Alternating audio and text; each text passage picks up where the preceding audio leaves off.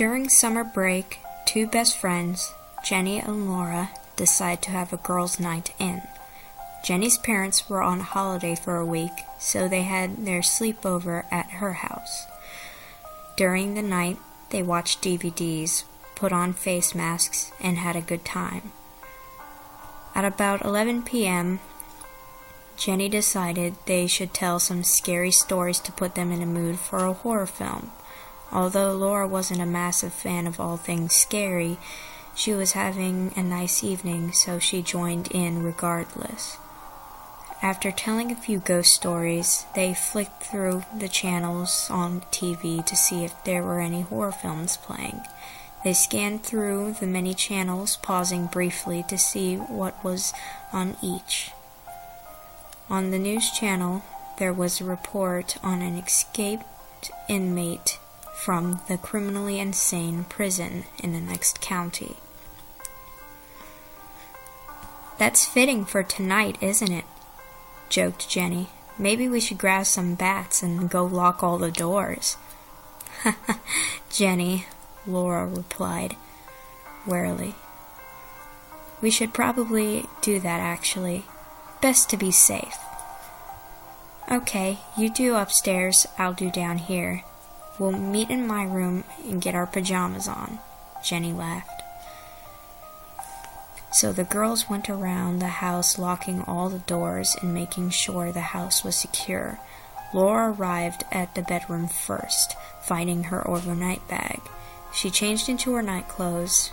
After about 10 minutes, she began to wonder where Jenny was. Walking over to the door, she listened out for Jenny locking doors. What she heard when she got there made her heart stop.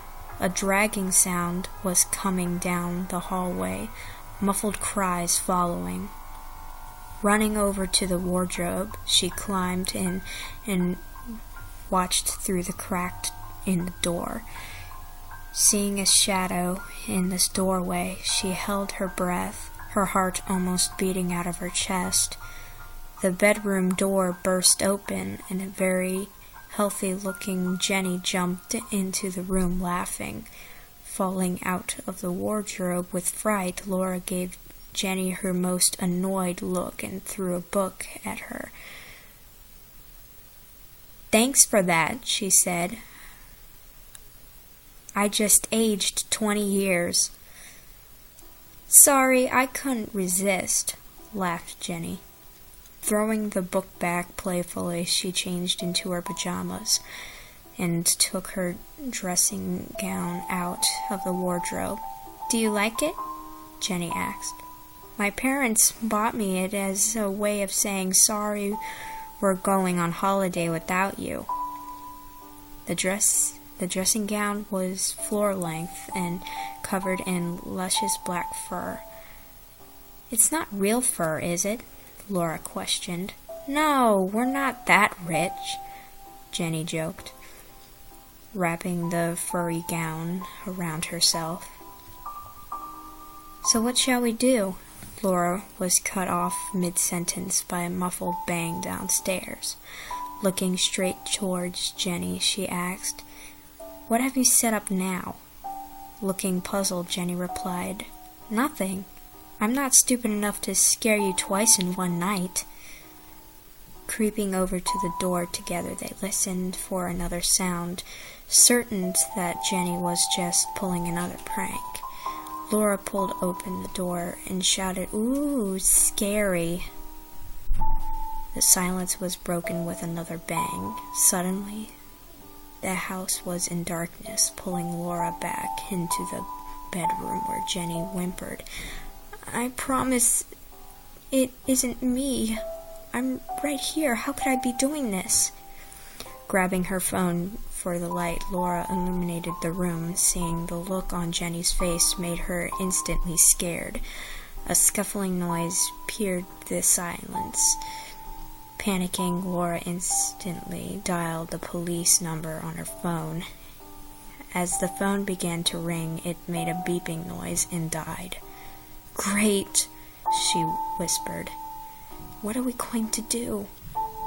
"My phone is downstairs. I'll creep down and get it," Jenny replied, pulling her shoes. No way! What if someone's down there? Laura cried. It's my house. I know where every squeaky, creaky stair on the floorboard. I'll be back in a minute. Jenny didn't wait for Laura's response, and she crept out the door, heart pounding in her chest. Laura looked out the window to see if she could jump out. Nope. Way too high, she thought. Before she could return to bed, a loud noise startled her. Almost in tears, she had no idea what to do. Hearing heavy footsteps downstairs, she hoped that it was Jenny. After about 10 minutes, Jenny hadn't returned, so Laura decided to go look for her, creeping out the room. She tried to make as little noise as possible. She'd been to Jenny's house hundreds of times before, so she knew which stairs creaked and which didn't. When she reached the ground floor, she heard shuffling noise. Getting to her hands and knees, she began crawling along the corridor, making sure not to make any noise. She reached the living room, where Jenny had last had her phone. Crawling along to the sofa, she put her hand out and felt for Jenny. Jenny, are you in here? She whispered. Making her way to the armchair, she stopped. She could feel a presence in the room reaching out. She felt the welcome texture of a furry dressing gown. Oh, thank God, Jenny. Standing up, she groaned. So this was all a trick. Nice. Well, you scared me again.